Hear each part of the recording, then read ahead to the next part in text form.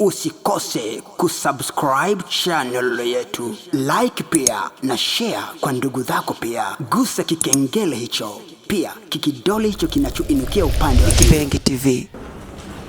Je vais commencer à remercier le professeur ordinaire Vincent Mugerwa Baratuliwa, qui est néo-testamentaire, qui a accepté de préfacer cet ouvrage. Je remercie aussi, même si je l'ai déjà dit lors du vernissage à Kinshasa et d'autres conférences, je remercie aussi tous les professeurs, tous les scientifiques qui ont eu leur temps à lire les manuscrits de cet ouvrage. Et je suis très heureux de voir un professeur qui a lu le manuscrit de cet ouvrage, le professeur Munenge Nakabaja Flora. Je dis merci beaucoup. Je remercie le professeur Sadiki Djongoka Onesi, qui a accepté de quitter Kinshasa pour venir modérer cette conférence. Merci beaucoup. Merci. Je remercie aussi le révérend pasteur Mugeru Augustin, qui est aussi en train de finir sa thèse, qui a accepté de quitter aussi Goma juste pour cette conférence.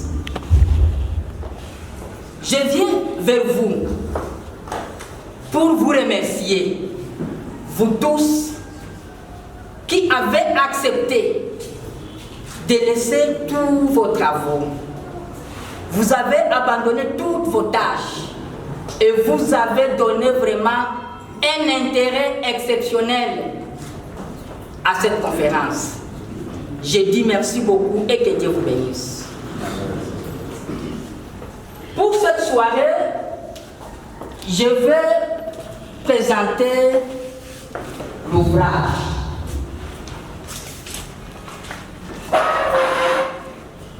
Je vais présenter l'ouvrage comme il est déjà dit.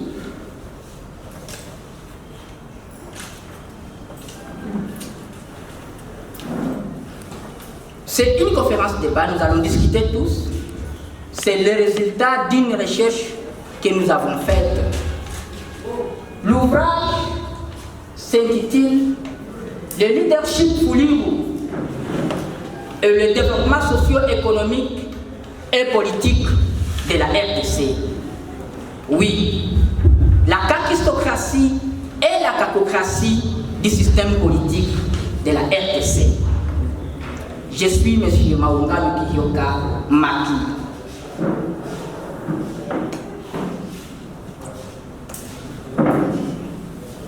Ce présent ouvrage qui porte sur le leadership Fulingu et le développement socio-économique et politique de la RDC, la kakistocratie et la kakocratie du système politique de la RDC, est le résultat d'une étude ayant utilisé les méthodes historico-empiriques et se subdivise en 6 chapitres. Le premier chapitre parle du développement socio-économique et politique de la RDC, dont les résultats de ce premier chapitre prouvent bien que le développement de la RDC est freiné par son système politique, qui est basé sur la kakistocratie et la kakocratie, qui sont des stratégies managériales fondées sur la promotion par incompétence et ou par manque d'intelligence, qui accouche toujours à une crise de leadership.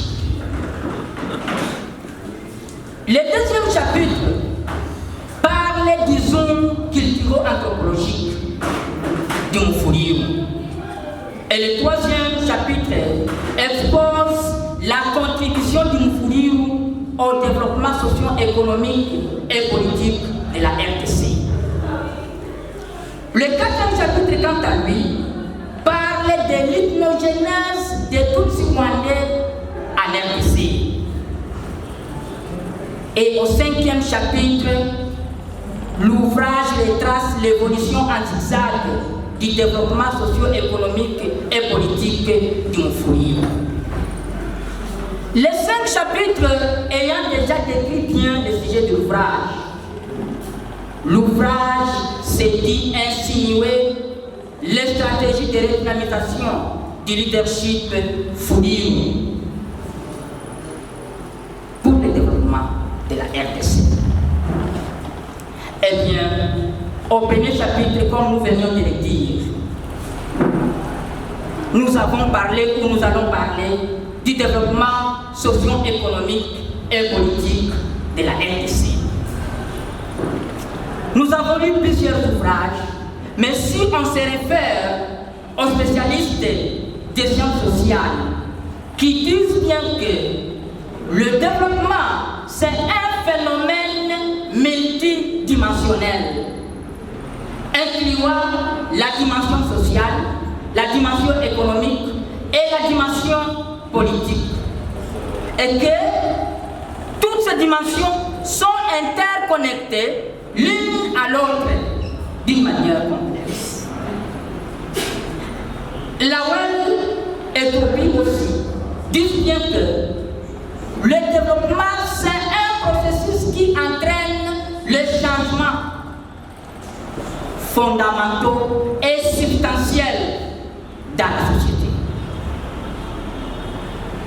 Ces changements englobent des aspects de l'égalité de vie tels que la justice sociale, l'égalité des chances pour tous les citoyens, la répartition équitable des revenus, la démocratisation dans le processus de développement. Pour autant dire que le développement ne se chante pas, le développement est vécu.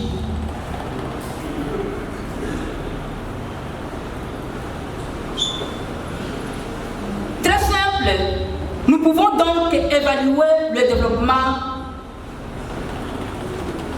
à ces 3 indicateurs. Le premier, c'est la démocratie. Le deuxième indicateur, c'est le travail. Et le troisième indicateur, c'est la création de nouvelles emplois, de nouveaux emplois ou de nouvelles richesses. Il y a plusieurs indicateurs qui peuvent nous aider à évaluer le développement, mais d'une manière simple. On va voir le nombre de personnes qui travaillent, on va voir les indicateurs de la démocratie qui sont respectés, on va voir la création de nouvelles richesses. Comme nous avons parlé de 3 dimensions, nous avons parlé de la dimension sociale, économique et politique. Eh bien, si nous pouvons commencer par la dimension économique, c'est une composante très importante du développement parce qu'il vise à augmenter les revenus nationaux, réduire la pauvreté et répartir plus équitablement la richesse et les revenus. Les rapports sur le développement dans le monde définit le développement économique comme une augmentation appropriée du niveau de vie qui englobe la consommation matérielle, l'éducation, la santé et la protection de l'environnement. L'analyse macroéconomique de la situation actuelle de la RDC prouve bien qu'on ne peut pas parler du développement économique. Pourquoi? Si nous voulons bien comprendre, la macroéconomie par exemple, qui est une approche théorique qui étudie l'économie à travers les relations existantes entre les grands agrégats économiques, à l'occurrence le produit intérieur brut, les revenus mensuels, l'investissement, la consommation, les taux de chômage, l'inflation, la balance commerciale et d'autres indicateurs. Nous avons exploité les rapports du FMI de 2019 et vous allez trouver que le FMI place la RDC comme 8e pays les plus pauvres sur l'ensemble de tous les pays qui sont sous la surveillance économique du FMI. Alors que la République démocratique du Congo, c'est le 2e pays en superficie des terres arables au monde après le Brésil. Mais ce pays n'exploite que 10% des 80 millions d'hectares de terres arables. Sur un potentiel d'irrigation estimé à 4 millions d'hectares, seulement 13 500 hectares sont irrigués, soit 3,2% de superficie disponible. La production ne progresse que à 2% par an, contre une croissance démographique de 3,2%, faisant à ce qu'en 2020, plus de 40 millions de Congolais ont souffert de la malnutrition. Le développement social. Est-ce que nous pouvons parler que socialement, nous pouvons parler du développement social à l'RDC? Et pour parler du développement social à l'RDC, la manipulation des populations pour des fins politiciennes déchire les couches sociales. Vous allez trouver presque dans tous les territoires, on monte les tribus contre les autres. Et tout cela pour justifier les sécurités et d'autres choses. Pour justifier l'incompétence des dirigeants. Il y a des dialogues interethniques, il y a des dialogues intercommunautaires qui ont été organisés plusieurs fois afin de tenter de couper la corde des conflits pour une cohésion sociale. Malheureusement, tous ces dialogues n'est servi qu'à des bons pour encadrer d'une manière spéciale certaines tribus et certaines communautés au détriment des autres. Ces conflits qui sont montés de toutes pièces sont devenus aujourd'hui la nourriture des tenants du système politique congolais pour leur substance. L'empirique flagrant prouve bien que tous les indicateurs analysés sur la dimension sociale n'ont comme cause fondamentale la mauvaise gouvernance. Et bien, du développement politique.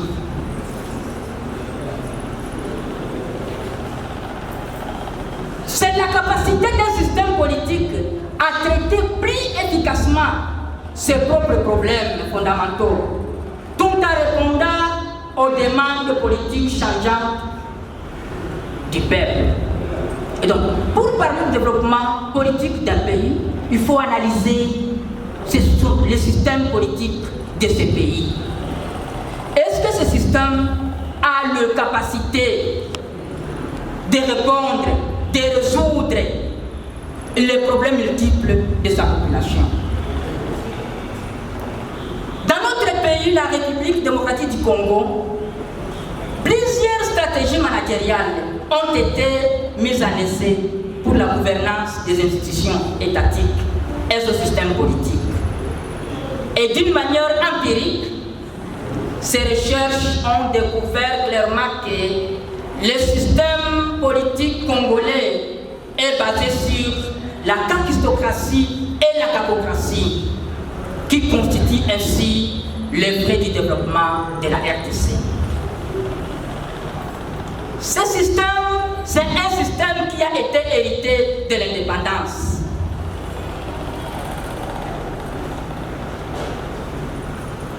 par les Occidentaux. C'est juste pour une seule cause, le pillage des ressources du pays.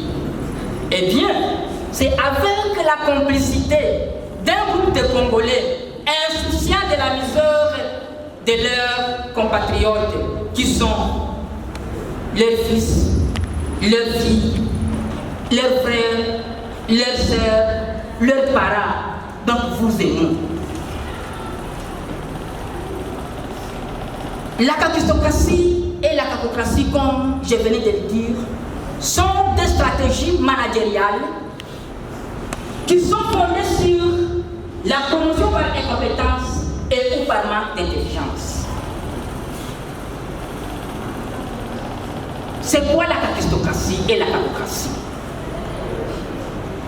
Étymologiquement, la kakistocratie vient du mot grec, ce qui veut dire kakistos, c'est le pire, et kratos, c'est le pouvoir. Et donc, c'est la gouvernance par le pire. Pour la kakistocratie, la promotion par incompétence est la règle. Et là, cette organisation, cette institution, cet État est dirigé par les mauvais.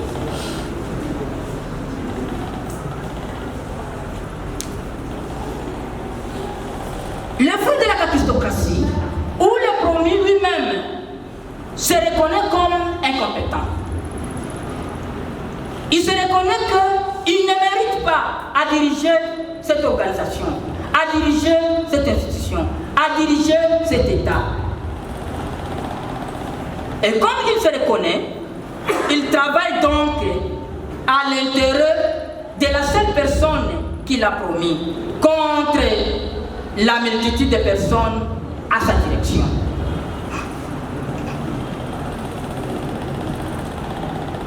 La kakocratie, quant à elle, c'est maintenant la stratégie qui valorise ou qui récompense les gens en fonction de leur manque d'intelligence. C'est-à-dire, pour la kakocratie, lorsqu'on trouve les traces de manque d'intelligence en vous, et là, vous serez promis.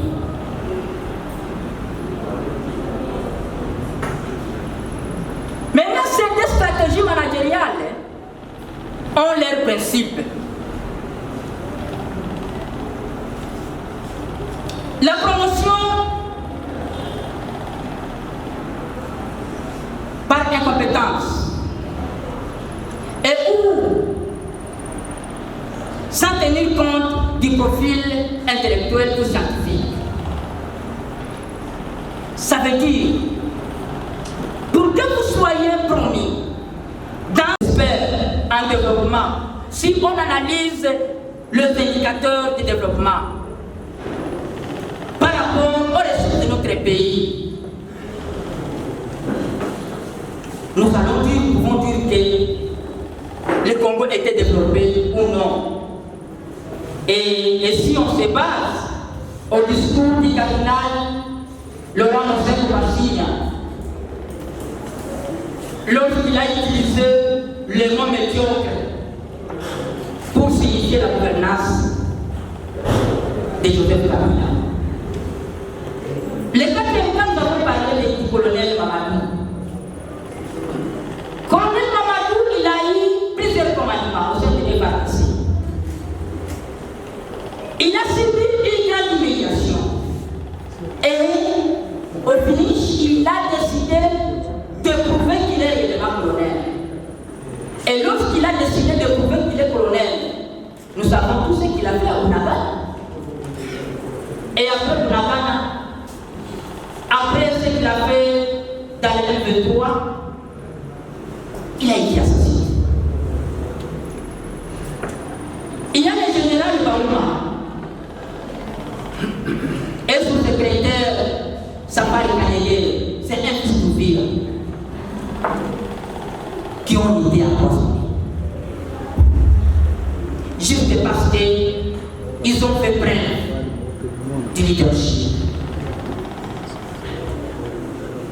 que nous avons parlé du dernier jour, qu'est-ce qu'elle dit? La force d'un pays réside beaucoup plus dans la qualité de ses dirigeants et de ses populations que dans ses ressources naturelles. Parce que si ce n'était pas le cas, le Congo serait déjà un paradis, non seulement pour toute l'Afrique, mais pour le monde entier. Eh bien, la capistocratie et la capocratie profitent bien des faiblesses de ses employés. C'est le premier chapitre. Au deuxième chapitre, comme on l'avait dit, nous avons parlé, disons, culturo-anthropologique du Mufuliro. On a essayé de décrire ce que c'est le Mufuliro. Le Mufuliro est venu d'où? Mais en bref, nous allons se débattre, nous avons dit que le Mufuliro est l'une des 450 tribus qui constituent ce patrimoine commun, la République démocratique du Congo.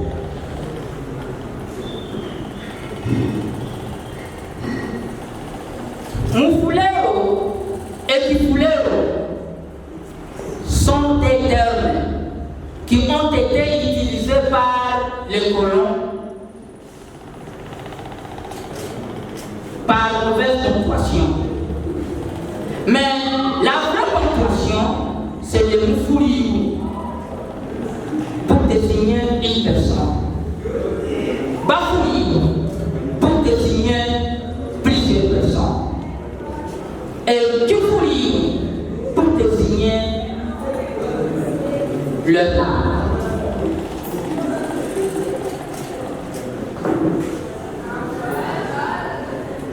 Cette langue Balou, le Kifuliro, appartient à la classe Niger-Congo, au groupe de langues des pays de Grands Lacs, et elle est identifiée par la lettre J.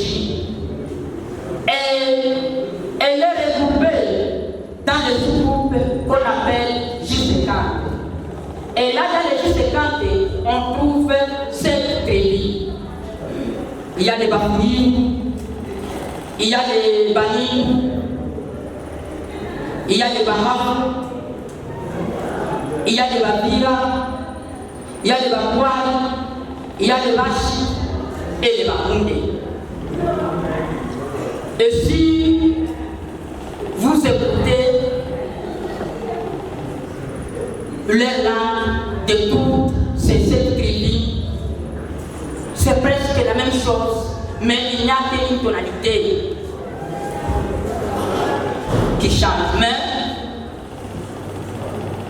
la signification, c'est presque la même chose. Dans ce chapitre, nous avons développé les caractéristiques du Mufuliro.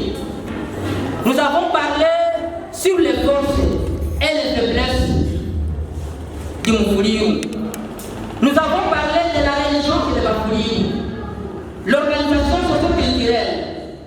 Nous avons développé les plats Fuliro et les grands-pères. Nous avons parlé sur la chronologie du pouvoir coutumier Fuliro. Nous avons parlé sur l'approche de résolution des conflits chez les Bafouilles. En bref, ce chapitre montre bien que, où il décrit le territoire d'Ouvira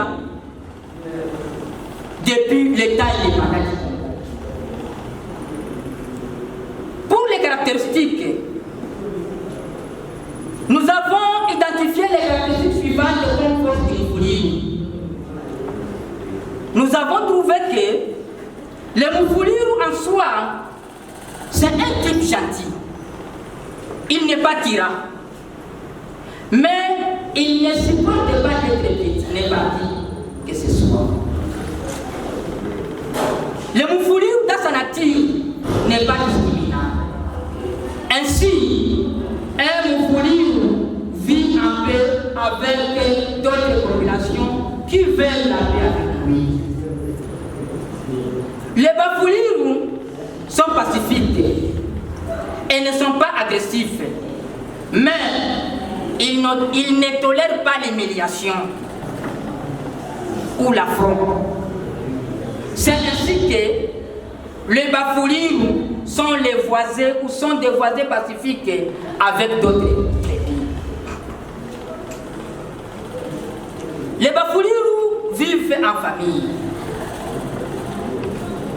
Le Moufoulirou, c'est un vaillant guerrier. Le Moufoulirou est sage. Et cette sagesse est reconnue de la manière dont il parle. Les Bafouliru sont des travailleurs. Et ici, ils appliquent un principe. Ils disent que Omushosi Atungwa Namaruku. Autrement dit, la vie de l'homme est dans ses mains. Les Moufoulirou connaissent chanter et ils connaissent danser. Après avoir identifié ces quelques forces, nous avons aussi identifié quelques faiblesses. Les Moufoulirou souffrent d'un manque d'appui mutuel entre les chercheurs et les tenants. Ça veut dire Kutashigikirana.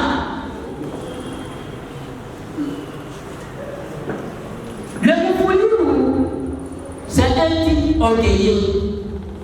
Il est de la team orgueilleux. Iganga. Même dans son état de pauvreté, même s'il est pauvre, il n'accepte jamais qu'il soit utilisé comme une marionnette. Autrement dit, profiter de ton positionnement économique ou social ou politique pour abuser, pour l'abuser. Abusement. Non, le Moufoulirou n'accepte pas. Et c'est là qu'ils utilisent leur langage, ils disent même s'il est pauvre, il accepte.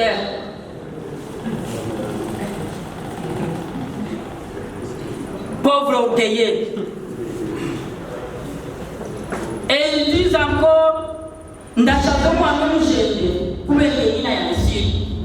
ça veut dire, si toi-même tu n'as pas pris soin de ton enfant, c'est pas que parce que tu es en train de préparer à manger que je vais venir chez toi, le plus va venir chez toi et commencer de prendre soin de ton enfant pour qu'il mange à ta nourriture. Les anciens Bafouliru, ils n'étaient pas comme ça. Donc, dans cet orgueil, si toi-même tu n'as pas pris soin de ton enfant, c'est ton problème. Le Moufoulirou n'est pas ambitieux. C'est quelqu'un qui ne reconnaît pas ses forces. Il a une paire.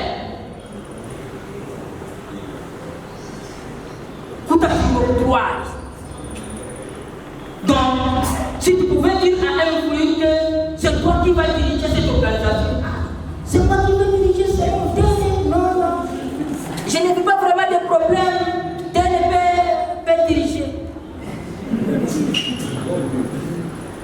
Et ceux qui ont découvert cette faiblesse l'ont exploité pour les exclure dans la vie. Il y a aussi une autre faiblesse, c'est le vêtement. Anti-Moufoulirou, le Moufoulirou, c'est quelqu'un qui veut émerger seul. Il veut continuer seul. Et s'il y a quelqu'un qui veut être comme lui, il cherche à l'écarter. Il veut continuer seul pour qu'il dirige les autres. Et quand il passe, on va dire Maongano. Ça, c'est le Moufoulirou naturel.